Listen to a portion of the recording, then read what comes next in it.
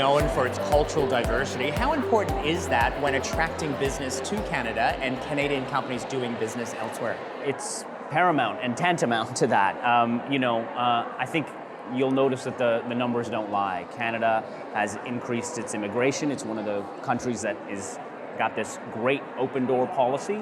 Of course, goes through the checks, but very inclusive in its immigration policy. We've launched a global skills strategy as an official program, which actually makes sure that this country is becoming more entrepreneurial in terms of its skills, in terms of the talent attraction, and then in terms of when you get the talent, how is that talent being integrated into the pipeline, assimilated, given the skills necessary.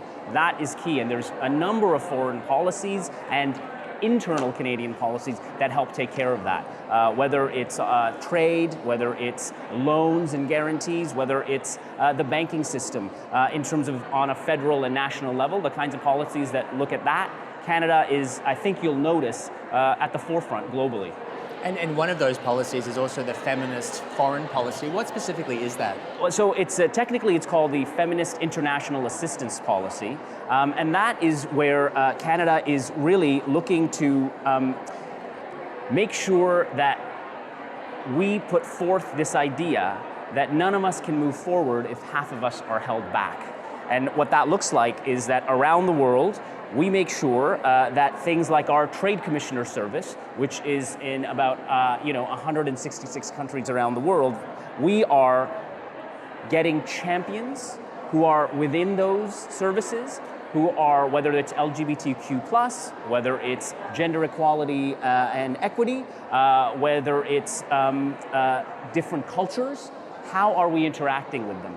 How are we making sure that we're seeking those kinds of people out? How are we making sure, are those business folks, those entrepreneurs, those people that may not necessarily have a leg up with other governments, how are they getting a leg up with ours? Well, our officers, our offices are committed to finding them, and we make sure we integrate them into the process that for a long time didn't have any of those, frankly, articulate, defined, and intentional policies. You're the Consul General of Los Angeles. It's the capital of entertainment globally. You're also an actor. People are very familiar with your body of work. I'm interested to know, how have you seen the evolution of the way different people are portrayed in the film industry when it comes to all of the different cultures? We in Los Angeles have stepped up our game in terms of how we look at things. And so we've adopted GBA+, which is Gender-Based Analysis Plus, which looks at whoever we talk to, whoever we come into contact with, the kinds of, whether they're companies, whether it's our own collateral that goes out, or whether it's when we're speaking with folks,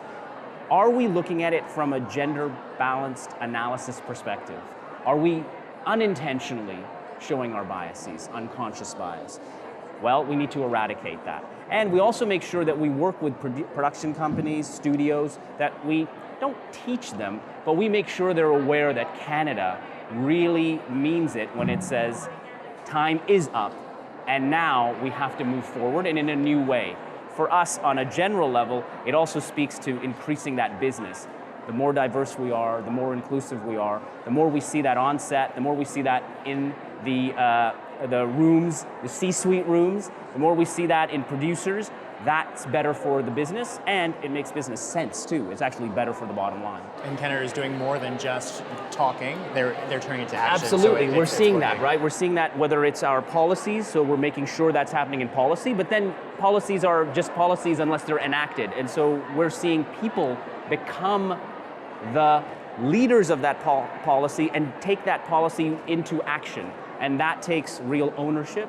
And I'm proud to say that whether it's our consulate, we encourage that we want our lists, whether they're our guest lists, whether they're the businesses that we connect with, we want to make sure those are diverse. You know, whether when we're giving help to entrepreneurs, we want to make sure that that's a diverse sort of bag of tricks that we bring, and also of the folks that we affect. So I'd say if we're a microcosm of what's happening on a global scale, well then all things are going in the right direction.